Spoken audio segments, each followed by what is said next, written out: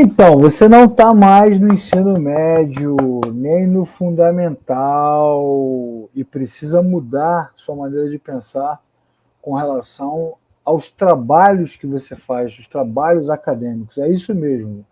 Sejam bem-vindos, sejam bem-vindas à aula número 4 de metodologia científica, onde nós falaremos de um aspecto muito prático na área de pesquisa, que é o trabalho acadêmico. Se todo mundo melhorasse o seu trabalho acadêmico desde o início da sua jornada, desde o primeiro momento em que entra num curso de graduação, se todo mundo se esforçasse para buscar os melhores padrões, para apresentar os trabalhos, não importa que trabalho o professor pediu, se ele te pediu uma resenha, se ele te pediu um resumo, se ele te pediu uma pesquisa, se ele te pediu para fazer uma análise crítica de um livro, de um filme, se ele te pediu para fazer comparações entre trabalhos, não importa. Se cada estudante se dedicasse ao seu trabalho dentro de parâmetros aceitáveis acadêmicos, quando chegasse na hora do TCC, do bendito TCC, do artigo, da pesquisa científica, você não teria dificuldade. Mas não. Quer fazer o quê? Quer continuar como se estivesse no fundamental, no ensino médio. Ctrl+C, Ctrl+V, Ctrl+C, Ctrl+V. Tu tem que parar com isso agora. Para com essa loucura agora. Beleza?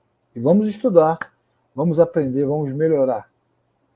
Como eu disse no início desta aula, já abri aqui, gerando um momento de inquietação, de perturbação.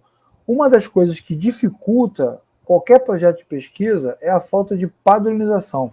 Quer dizer, o aluno chega na hora de fazer o TCC, de fazer os projetos dele finais, o artigo, ou a monografia, ou a dissertação, ele não sabe nem por onde começar, porque ele nunca fez, nunca tentou, nem se preocupou. E ainda pior, faz os trabalhos de forma, muitas vezes, infantil, e quer que a professora aceite de boa, e não pode, e é isso que tem que mudar. Nesta aula número 4, nós falaremos sobre as boas práticas do trabalho científico, entendeu? Falaremos sobre os passos mais simples, mas que são importantíssimos para que todo o trabalho que você faça daqui para frente seja científico. E tomara, eu torço muito, torço de verdade, tá? Sem exagero. Eu torço de verdade para que você comece a assistir essas aulas do nosso programa aqui de metodologia científica logo no início do seu curso. E aí você consiga seguir, a partir daí, então, as nossas orientações e apresentar bons trabalhos. Seus professores vão gostar, suas professoras vão se apaixonar e você vai avançar. Quando chegar no final do curso, você está bem. Beleza? Vamos fazer essa jornada de aprendizado, mas antes, se inscreve no canal, curte, vai lá no sino, ativa ele para que o YouTube entenda que esse conteúdo é um conteúdo relevante. Vamos partir para as orientações básicas para qualquer trabalho científico. Então vamos lá, vamos começar pelo mais fundamental. O que é mais fundamental num trabalho acadêmico, num trabalho de pesquisa? É você organizar sua cabeça e estruturar. O que nós queremos? Que você passe a fazer trabalhos estruturados. E não adianta tentar estruturar trabalho científico lá no final, no último período, no último ano, já desesperado. Você entrou na faculdade solteiro, chega lá no final, você está casado com um filho, entrou estagiando, lá no final você está trabalhando, final de semana, de manhã, de tarde, de noite, está cansado, está cansada, não aguenta mais. Então, lá no final, na sua faculdade de teologia, de direito, de administração, de pedagogia, de letras, de sociologia, história, lá no final você já não aguenta mais, você está com a cabeça explodindo, você não vai conseguir pensar direito. Então o que você faz? Começa a estruturar os seus trabalhos, passa a estruturar os seus trabalhos desde o início. Beleza? Se você prestar atenção neste vídeo, nesta aula, aula número 4, esta aula com certeza se tornará para você uma das aulas mais importantes da vida, porque você não vai errar mais. É claro que isso aqui não é um padrão absoluto, isso aqui não é uma coisa dogmática, isso aqui é um modelo, beleza? Então, dependendo do trabalho que você faça, se é artigo, se é dissertação, se é monografia, esse modelo vai mudar. Pode ser que algumas coisas entrem, outras saiam. Também depende da instituição onde você estiver estudando. Cada instituição normalmente tem um padrão. Entretanto, todavia, contudo, nós temos aqui um guia muito importante. Algumas variações, algumas mudanças, mas nada que fuja, que se afaste muito desta proposta que você está vendo aqui na tela, ok? Todo trabalho científico deve ter minimamente capa, folha de rosto, sumário, introdução, desenvolvimento, conclusão, referências e anexos, se for o caso. Que anexos são esses? Você vai perguntar, né? Tabelas, imagens que você colocou, fotos, citações, enfim. Tem lá os anexos, cada trabalho pesquisa, né? De acordo com os modelos que nós já vimos anteriormente nas aulas 1, 2 e 3. Ok? Vamos por partes, ó. Primeiro, vamos para os elementos pré-textuais, ou seja, antes de começar a escrever. Todo trabalho científico tem que ter capa, onde você coloca o nome da instituição, o curso que você estuda, o seu nome, ou os nomes, se for mais de um autor, o título do trabalho, a cidade e o ano. A folha de rosto, que repete um pouco a capa, mas inclui os objetivos do trabalho e o nome do orientador, da orientadora que está te ajudando nessa produção, e o sumário, que é o índice, né, que apresenta as divisões do trabalho. Ok? Então, todo trabalho acadêmico tem que ser dessa forma. Capa, folha de rosto e sumário, mostrando que você está posicionado na sua instituição de ensino, que você já tem um objetivo central no trabalho já para ser apresentado logo na abertura e, acima de tudo, além disso, você também tem um índice que mostra que o teu trabalho está mapeado, organizado, estruturado e prontinho para ser lido. Isso é top, isso é importantíssimo. Está aqui na tela, diante de você, um modelo de capa padrão. Título, tá vendo? Centralizado, acima do título, o nome da instituição e o nome do aluno, da aluna, dos alunos, e lá embaixo, lá no pé, o estado ou a cidade e o ano que você faz. Observe no modelo de capa que você tem uma distância a ser respeitada entre o nome da instituição, os autores, o título, a cidade e o ano, e essas distâncias são estabelecidas a partir de alguns parâmetros que são mais ou menos 8 linhas, 6 linhas, 10 linhas, 13 linhas. Cada instituição vai estabelecer um parâmetro de distanciamento e você vai seguir esse parâmetro. Mas olhando para a capa aqui, você já sabe que toda capa acadêmica segue esse modelinho. Pode entrar aí no Google Acadêmico, baixar uns arquivos de artigo científico, dissertação, monografia, e você vai ver que a capa sempre segue esse padrãozinho. Qual o tipo de letra que você vai utilizar? Que nós chamamos de fonte, né? Qual a fonte? Normalmente, Times News Roman ou Arial. E normalmente, quase sempre, o tamanho dessa fonte varia, né? Se alterna entre 11, 12 e 13, dependendo do trabalho. Outra coisa que você tem que prestar atenção é a medida da margem, né? A folha que você utiliza, virtual, digital, ela tem uma margem que precisa ser respeitada.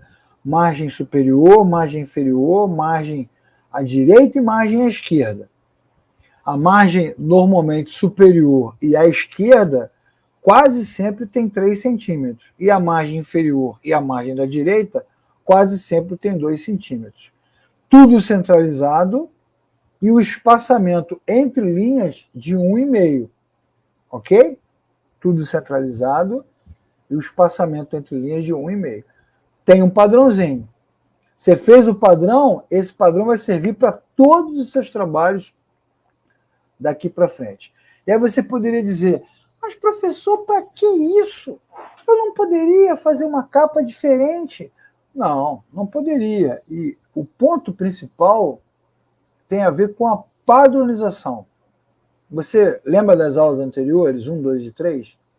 Existe um jeito de ler, existe um jeito de revisar, existe um jeito de escrever, existe um jeito de citar, existe um jeito de fazer pesquisa de campo, existe um jeito de fazer pesquisa bibliográfica, existe um jeito específico para fazer estudo de caso. Todo trabalho tem um padrão. E quando você exercita isso já na forma da capa, por exemplo, você está se adequando à padronização. E não tem nada mais, como é que eu posso dizer? Não há nada que consiga expressar melhor ciência, estudo, pesquisa, do que o conceito de padronização, ok? Você precisa se comprometer com você mesmo, com você mesma, comigo, com a instituição de ensino onde você está. Você se comprometer e decidir nunca mais fazer nada sem padrão. A começar da capa do trabalho, que já dá aquela cara assim de quem olha, né, de fora, vai dizer assim, nossa, que aluno, que aluna organizada, bem estruturada. Em seguida, como você pode ver na tela, está diante de você um padrão de folha de rosto, que é muito parecido com a capa. Qual é a diferença da folha de rosto para a capa? É que nesta segunda página do seu trabalho, você tem ali um pequeno resumo, na verdade é o resumo do resumo do resumo, né? Um mini resumo, que mostra os objetivos do seu trabalho, dando sequência a essa pesquisa passo a passo que você está fazendo. Agora, um outro aspecto muito importante de qualquer trabalho científico, que é o sumário. Por que o sumário é tão necessário no trabalho? Primeiro, porque ele te organiza, mas acima de tudo, porque ele te dá um roteiro, sabe? Até na hora de pesquisar, quando você começa a fazer o seu trabalho científico, é legal você ter um roteiro. É importante você roteirizar, seguir passo a passo o seu trabalho. E o sumário é útil para isso. Veja com muita atenção a imagem que eu estou te mostrando aqui, preste atenção no que a gente está gerando para você, né? Além da introdução, dos objetivos, da justificativa, do referencial teórico, você também tem aqui, ó, como exemplo, à direita do seu vídeo, veja lá, lista de figuras, lista de gráficos, lista de abreviaturas, siglas. O sumário, ele não é só como é que eu posso dizer, um roteiro para você, sabe? Ele é um roteiro para o leitor. Um professor que vai corrigir, né? Uma pessoa que vai contribuir, que vai colaborar, que vai ler o seu trabalho. Essa pessoa, já olhando para o sumário, já sabe o tamanho, a dimensão da sua pesquisa. Além disso, pode se orientar, né? Siglas que você utilizou na pesquisa, palavras que você citou, gráficos que você apresenta, ele vai lá no sumário e consulta quando estiver estudando, pesquisando. Você mesmo, você mesma, quando estiver navegando no Google Acadêmico, né, procurando ajuda, procurando conteúdo, procurando informação, você não precisa ler o trabalho todo. Você pode abrir o trabalho, ir lá no sumário e observar, olhar, tentar perceber rapidamente se o que você procura, se o que você precisa está ali. Daí a importância do sumário. E olha que coisa boa, né? O sumário mostra que você é um pesquisador, uma pesquisadora extremamente organizada, que tem um roteiro, que sabe onde começa, que sabe para onde vai. Você não está perdido, não está perdida.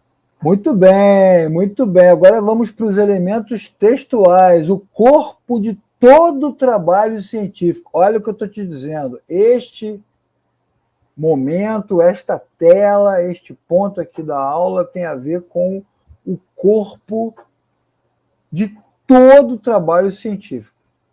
Todo trabalho científico tem que ter introdução, desenvolvimento e conclusão. Mesmo que eu acrescente outras coisas aqui, como, por exemplo, um capítulo só para metodologia, ou um capítulo só para estudo de caso. Beleza, mas todo trabalho tem que ter introdução, desenvolvimento e conclusão. O que tem na introdução? A introdução, normalmente, ela faz um panorama geral, né? Ela parte de uma coisa macro. Vamos imaginar que o meu trabalho seja sobre logística de alimentos.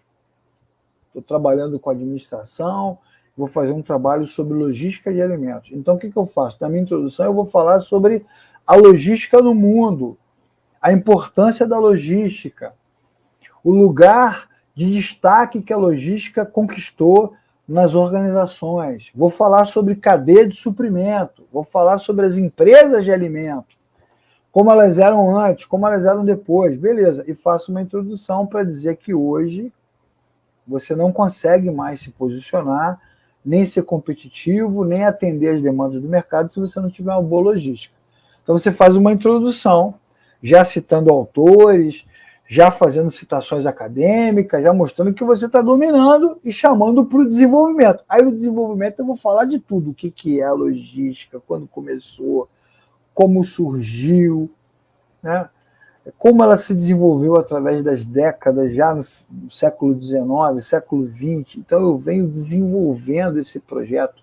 E dentro do desenvolvimento eu posso ter tópicos, né? Vamos imaginar que o desenvolvimento seja o número 2. 2.1, a logística é a sua história. 2.2, as mudanças a partir do final do século XX. 2.3, as mudanças após a internet. 2.4, tal. Depois eu entro com a questão da indústria de alimentos. Vamos falar da indústria de alimentos. Entendeu? Então você abre na introdução do macro e já aponta na introdução que você vai especificar alguma coisa e depois você parte para o desenvolvimento. E a conclusão, que alguns trabalhos chamam de considerações finais, é um momento em que você encerra a sua discussão a partir da sua perspectiva, né? Vimos, ou demonstramos, ou percebemos através desta pesquisa aqui, tal, e você vai lá e conclui. Não é simples? Não é mais simples do que você imaginava? Fala a verdade. Tu tá aí, né, revoltado, desesperado, criando um monstro de 7 cabeças, mas é mais simples do que você imaginava. Entretanto, tem que ter exercício, tem que exercitar o trabalho científico. Agora vamos fechar essa aula número 4, com os elementos pós-textuais. Ainda tem muita coisa para falar, né? Por exemplo, referências bibliográficas. Mas eu vou deixar isso para um outro encontro, onde eu quero falar só sobre a bibliografia, que é um dos aspectos mais importantes da pesquisa, né? Vamos fechar esta aula de hoje com os elementos pós-textuais, que vem depois da sua pesquisa. E está aqui a referência bibliográfica, que tem o quê? O que ela traz? Todos os documentos que você leu, que você citou. Livros, revistas, artigos, monografias, dissertações, até sites. Tudo que aparece no seu trabalho, absolutamente tudo, tem que aparecer aqui na bibliografia.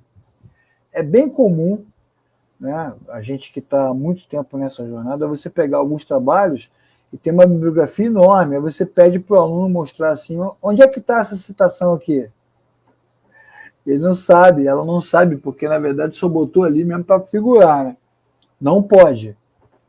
Se você estiver fazendo o seu trabalho já há bastante tempo, com dedicação, você terá já tudo anotado, né? Com certeza, as citações, os nomes, vai estar tudo anotadinho, tudo resolvido. Então, bibliografia, no esquema, é a coluna do seu trabalho científico. O apêndice, né, que tem a ver com uma complementação de ideia, né, uma citação a mais, um autor a mais, algo que você entende que é importante, né, uma pesquisa, alguma coisa que vai complementar o seu trabalho científico. E, finalmente, os anexos, né, que não são elaborados por você, não precisam ser, pode ser tabelas que você anexou, gráficos, até de outras organizações, de outras publicações que você vai utilizar aqui no seu trabalho, na sua pesquisa científica. É ou não é mais simples do que você imaginava? Não é mais simples. Não tem a ver com erudição, né? Com algo complexo, filosófico, não. Tem a ver com organização. O bom trabalho científico começa com uma boa organização. Então não espere pelo TCC para fazer dessa forma. Faça agora. Professor, professora pediu pesquisa, pediu resenha, pediu resumo, pediu comparações entre autores. Faça dentro de um padrão estabelecido para que o seu trabalho seja aceitável. E mostre com isso que você está na academia, não é à toa, você não está brincando, né, de bacharel.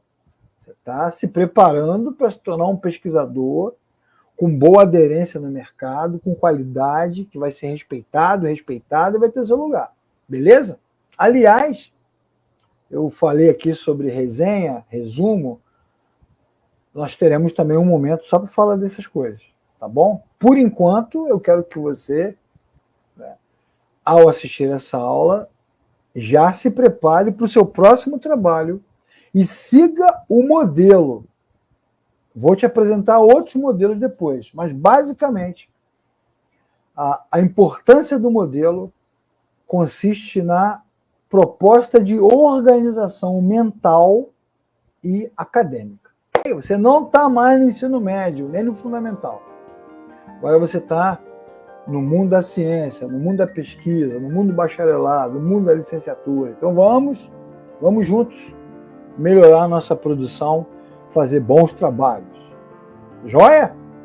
Professor Leclerc aqui, polemizando, bagunçando, perturbando, mas na verdade, no final das contas, eu estou cooperando. Né? Aguardo você para a aula número 5, onde continuaremos o nosso aprendizado.